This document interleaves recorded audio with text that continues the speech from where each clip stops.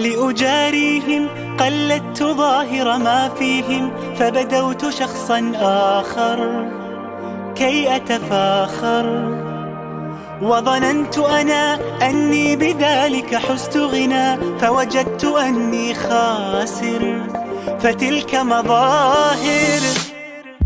لا لا لا نحتاج المال كي نزداد جمالا، جوهرنا هنا في القلب تلالا. لا لا نرضي الناس بما لا نرضاه لنا حالا، ذاك جمالنا يسمو يتعالى.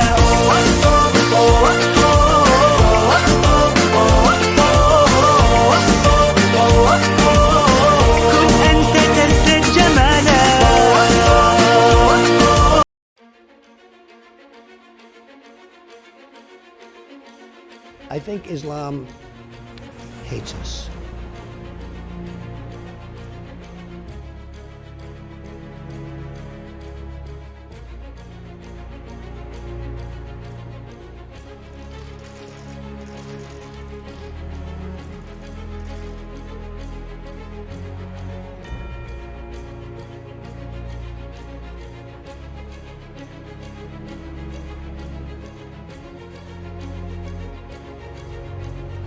I look at the one, I look at Omar, I don't know, I never met her. So when I hear people speaking about how wonderful Al-Qaeda is, when I hear people talking about some people with the World Trade Center, some people, no, not some people, much more than some people. When I hear the statements that they've made, and in one case you have somebody that comes from Somalia, which is a failed government, a failed state, who left Somalia, who ultimately came here, and now is a congresswoman who's never happy.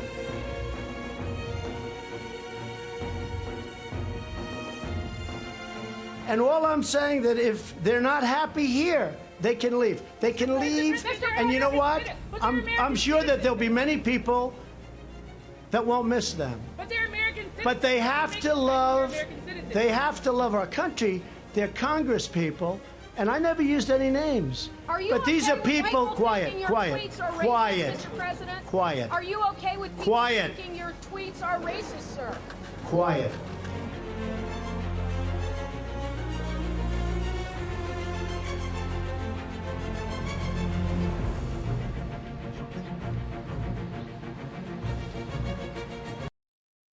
Assalamualaikum warahmatullahi wabarakatuh. My name is Shahmi Iskandar, ID number TA19141, and I'm from the group Apple. Today, I would like to present about a topic that is called Islamophobia. So, what is Islamophobia? Islamophobia is an extreme fear and hostility towards Islam and Muslims. It often leads to hate speech and hate crimes, social, political discrimination. It also can be used to rationalize policies such as mass surveillance, incarceration, and disfranchisement. And also, it can influence domestic and foreign policy. As you can see, Islamophobia has started and existed before September 11, 2001, the day that 9/11 started on America. Islamophobia has been present in Western discourse since the Middle Ages, where negative stereotypes about Muslims helped build popular support for the Crusades. Descriptions of Muslims as uncivilized and violent also helped rationalize European colonial domination of most of the Muslims' majority world. American scholar Edward Said used the term Orientalism to describe the pattern of negatively stereotyping Muslims and other colonized peoples. The term Islamophobia was popularized in a 1997 report by a British think tank that deals with racism and ethnic prejudice. Where does Islamophobia exist? Islamophobia manifests itself in public and private spaces where Muslims are viewed as suspect and unwelcome, in workplace discrimination, where Muslim practices such as wearing a scarf and praying are prohibited. in traditional and social media and political discourse where Muslims are portrayed as a violent, misogynist, and untrustworthy.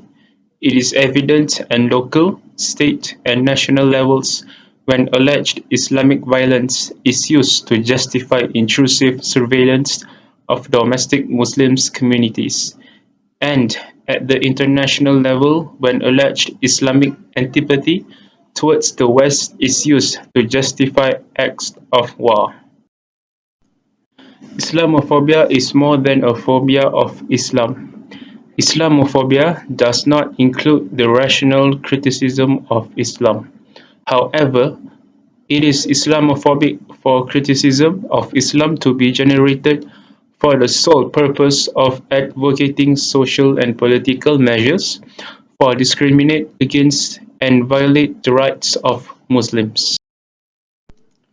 Islamophobia is also propagated through well-funded networks of ideologues, media voices, think tanks, and social and political organizations. Who is impacted by Islamophobia? Islamophobia affects Muslims and those perceived as Muslims. It disproportionately impacts those visibly identifiable as Muslims, such as women who wear scarves and people who are often mistaken for Muslims, such as Sikh men, for example, like the Sikh people who wear turbans.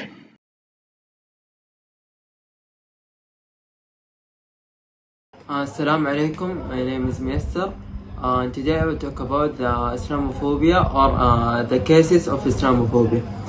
The perils of Islamophobia and anti-Muslim hate crime threaten to undermine basic human rights, fundamental aspect of citizenship and coexisting partnership for Muslim and non-Muslim alike in Europe. Routine of Islam as a religion of heritage. Violence have become case blank for the emergence of extremist nationalities. Anti-immigration politics in Europe. Blank which seek to exploit populist fear to which have the potential to lead to Muslim disempowerment in Europe. Sections of the media have created a situation where the one serve to heighten of the unfolding climb and anxieties of the other, such that politicians from Australia to Britain and Northland to Spain feel comfortable in using terms like tsunami of Muslim immigration and excuse Islam of being a fundamental threat to a European way of life, while in many cases the attraction of this populist approach reflect and ignorance of Islamic faith. There was a lot that Trump just got wrong about the Israel-Palestine issue, and a lot had to do with this. Conflict between Israel and the Palestinians. Peace agreement between Israel and the Palestinians. He never once mentioned Palestine. The statements he kept repeating described an issue between a nation and a race of people. But that's not what this is. This is about two nations fighting for recognition. It's called the Israel-Palestine issue for a reason. Then there were more questionable statements like this. Jerusalem is not just the heart of three great religions, but it is now also the heart of one of the most successful democracies in the world. Sure, things are really great in Israel if you're Jewish. Christian and Muslim Palestinians, along with Armenians, have to put up with having their homes destroyed to make way for illegal settlements. Many of them can't move freely around the country, and they don't share the same legal rights as their Jewish counterparts.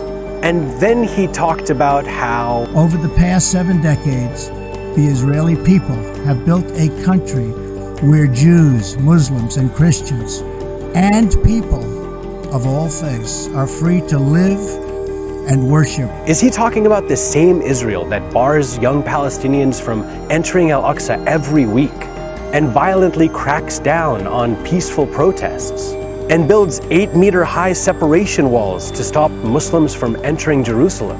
If I didn't know any better, I'd think he was describing Jerusalem under the Ottoman Empire. Then there was the kicker. We are not taking a position of any final status issues, including the specific boundaries of the Israeli sovereignty in Jerusalem or the resolution of contested borders.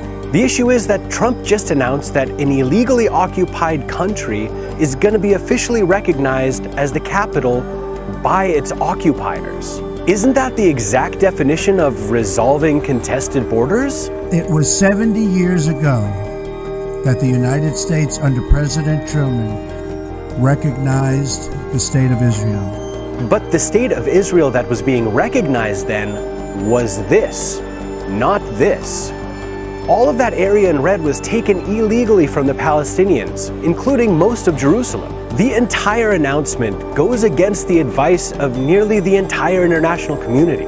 At best, Trump is just uneducated about the facts, but when he says, I've judged this course of action to be in the best interests of the United States of America and the pursuit of peace between Israel and the Palestinians. maybe we should just take him at his word and realize he is no longer talking about a peace deal between two countries, but rather an arrangement between the State of Israel and the Palestinian people. God bless Israel, God bless the Palestinians, and God bless the United States.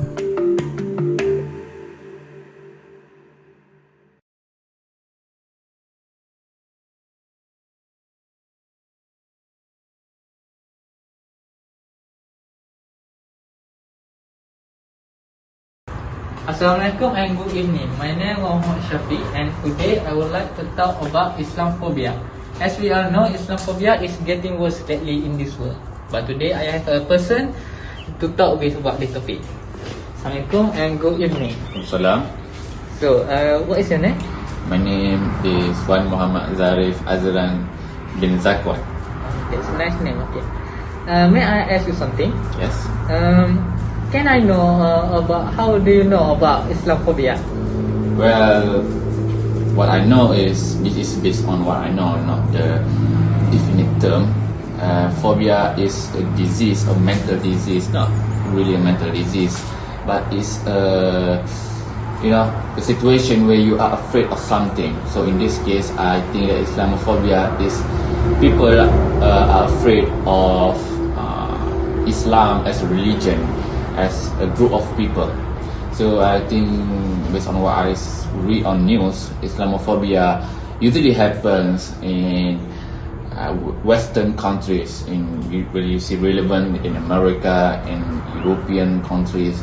Well, I won't say that it only happens in European in America only. It also happens in the Chinese or Korean if you read the news. Okay. So, how about the effect to Malaysia and the Muslim around the world?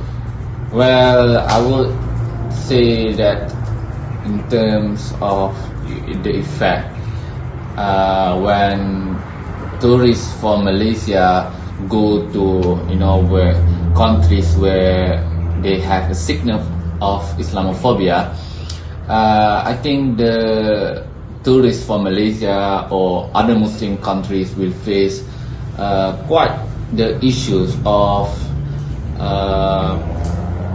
being harassed by the locals there. But yeah, I think that's the problem in terms of economic terms.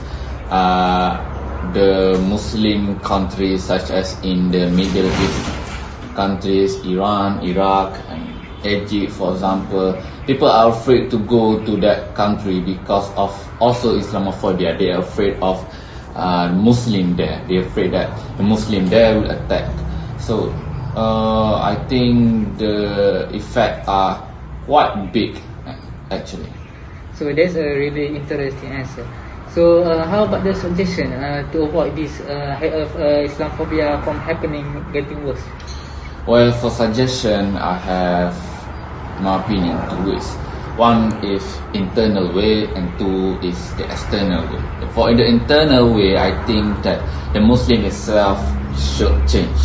You know, when we think of Muslims, most of the Muslims today, well, most that I see on the news actually, doesn't really apply the teaching of Islam in general, be compassionate and all that kind of stuff. So it really comes to us, Muslim, to change the perception of outside people. That is in the internal way. For the external way, I think that we have to educate about the people of have this problem of Islamophobia, of what Islam really is. Islam is that it's not all about Sharia law where people will be beheaded because of of several reasons. Islam, we have to remind them that Islam is a religion of peace. Yeah, that is interesting. So thank you. You're welcome. We will meet again.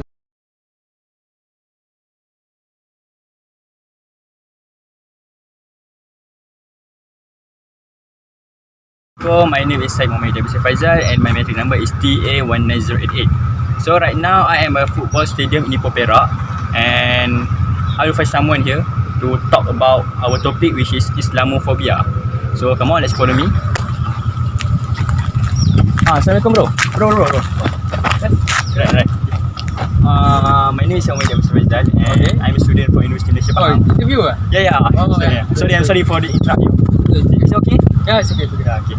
So can you introduce yourself, please? My name is Muhammad Syed Zubir. I'm a student from BITM Sempatika. So you are student also? Yeah, I'm a student. So I just want to ask you some question, which is about Islamophobia. Right. Are you familiar with that thing? Yeah, I'm familiar with that. Can you please tell us about what you know about Islamophobia? So, basically, Islamophobia is about a person who have a fear about Islam. As you can see, mostly we can see it at the England. Currently, we can see at Liverpool. Most of the people in the United Kingdom fear of Islam because of it's different from their own belief. So that's what Islamophobia also is all about. And from Islamophobia, it also can cause a violence to occur and cause the increase of racism towards the religion can also occur. So that is the cause and what is the Islamophobia, right? Yes. So is there any cause that you know about why Islamophobia is happened? Currently, we can say that Islamophobia also can happen because of lack of education. Mostly today, people here lack of education because they tend to believe what hear from other people. We can call this term as the false obstruction of the theory, which is simply believe a theory that doesn't have any truth. So that's why I said people nowadays lack of education because they tend to believe something that they did not familiar with. So that's why there is a lack of education. Alright. That was a good from you. Okay. So I think this is the last question for me. Yeah. Is there any suggestion you want to tell to the people about how to stop Islamophobia? Okay, my suggestion in how to stop the Islamophobia. So we as people, we try to put ourselves in the other people's shoes, understand how their culture works and how their religion works. So from that, we can understand how the other religion work, and it's nothing to be fearful to learn about other religion because Zakir Naik also has learned about it. So that's all. Okay, thank you bro. Thank you for the time. Okay. Alright, see you. Bye. Okay, that's all from me. Okay, thank you.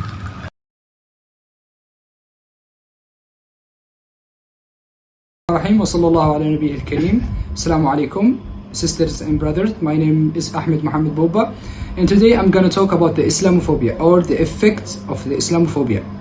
As we know, nowadays the Islamophobia have a big place in media, in society, in politics, and we know that somehow they connected the Islam with the terrorism. They connect the Islam with a lot of bad thing, which not true. And as we Muslim, we know that our religion it's not that. Our religion, it's a peace religion. But since I'm gonna talk about the effect of the Islamophobia, as we know, for example, I will give some examples of the bad influence of the politics, when some politics use the Islamophobia to gain some vote, like for example in America the last year, or the last election, the President Trump used the Islamophobia to gain more votes, and that, as we know, caused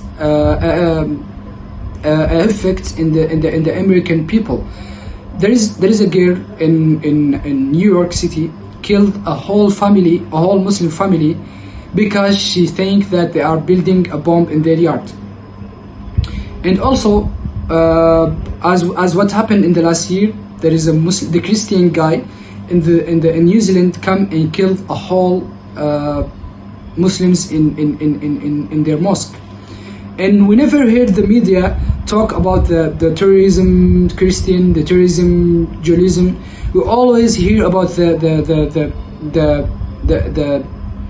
terrorism in Islam and connect the terrorism with Islam. And that caused the Muslim to suffer from a lot of things. For example, a Muslim always in the Western country, the Muslims are seen as separate from the society, and in the airport, in the street, for example, a girl wear hijab in the street in the Western country, she always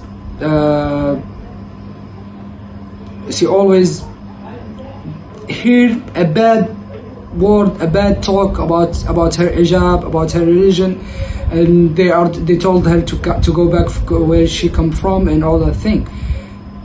Also, the effects of the Islamophobia can cause to the Muslim to the Muslim people to ban their religion, to feel ashamed from their religion.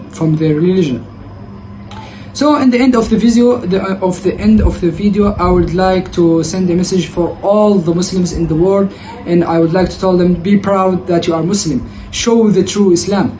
We as a Muslim, we know that Islam is not a terrorist religion. We know that it's a peace religion. So the only thing that you can do, and you should do it, to show the real Islam by your akhlaq, by your you can show it in your school, in your university, in your work, in your society. Always show the good side of the Islam. And thank you, and Assalamu alaikum wa rahmatullahi wa barakatuh.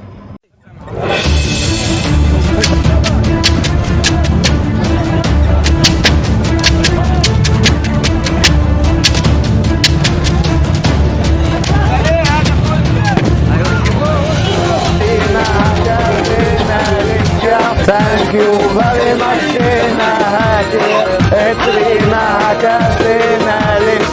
thank you very much, Thank you